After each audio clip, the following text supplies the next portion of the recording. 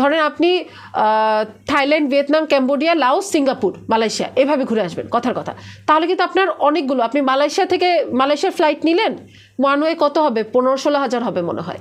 আবার ধরেন আপনি ওই দিক থেকে ঘুরে ভিয়েতনাম থেকে ফেরত আসলেন কথার কথা, ভিয়েতনাম থেকে হয়তো বা 20-25 হাজার হবে ধরলাম, তাহলে কিন্তু আপনার অনেকগুলো কস্ট বেঁচে গেল। এবং প্রত্যেকটা জায়গা থেকে আরেকটা দেশে কিন্তু লোকাল বাসও রাতের বেলা যায় এবং অনেক কম খরচে। ধরেন প্লেনও কিন্তু ওখানে অনেক কম, মালয়েশিয়া মধ্যে ইন্টারন্যাশনালি ডোমেস্টিক ফ্লাইটগুলো আসলে অনেকটা কম টাকা।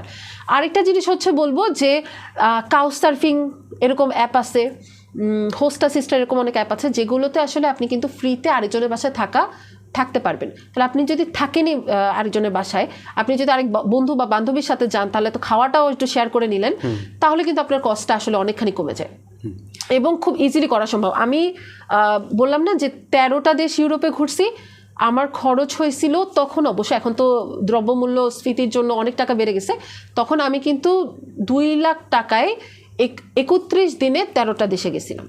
এখন আপনার বিষয়টা আলাদা, আপনাকে অনেক মানুষ ইতিমধ্যে চিনে জানে, কিন্তু যারা নতুনভাবে শুরু করতে যাচ্ছে তাদের তো কেউ বলবে না যে ভাই আমার কাছে এসে এক রাত আপনি থাকতে পারেন। না, যখন আমি শুরু করছি তখনও তো আমাকে, এখন না হয় কিছু মানুষ হয়তো বা চিনে মুষ্টিমেয়, বাট তখন তো আর চিনতো না।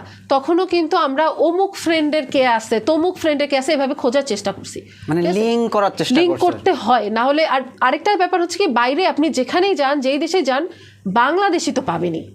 হ্যাঁ, এবং তারা আরেকজন বাংলাদেশিকে দেখার জন্য মুখায় থাকে, সবকিছু করে দিবে, মানে সব দরজা টরজা খুলে দিবে, খাওয়াবে আপনাকে, তো তারা একদম আসলেই মুখে থাকে এবং তারা এত হেল্পফুল।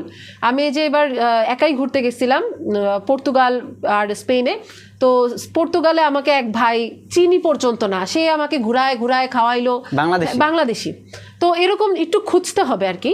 আমি শিওর যে অনেক ট্রাভেল গ্রুপ আছে, ওখানেও পোস্ট দিলে হয় যে, ধরেন কথার কথা ধরলাম আমাকে কেউ চিনে না বা আপনাকে কেউ চিনে না, ধরেন, তো আপনি যদি ধরেন বড় যেই প্ল্যাটফর্মগুলো আছে ট্রাভেলিং, ওখানে পোস্ট দিলেন যে কোনো ভাই প্রবাসী কি, আপনি ধরেন ইতালিতে যাবেন, ইতালিতে কি আসেন, দেখবেন কত মানুষ আপনাকে রেসপন্স করে। তো এইভাবে আসলে মেয়েদের ক্ষেত্রে একটু সমস্যা হয় যে আমরা একটু সেফটি তো চিন্তা করবোই, ছেলেদের ক্ষেত্রে এগুলো নিয়ে তো আর কোনো প্রবলেমই নেই।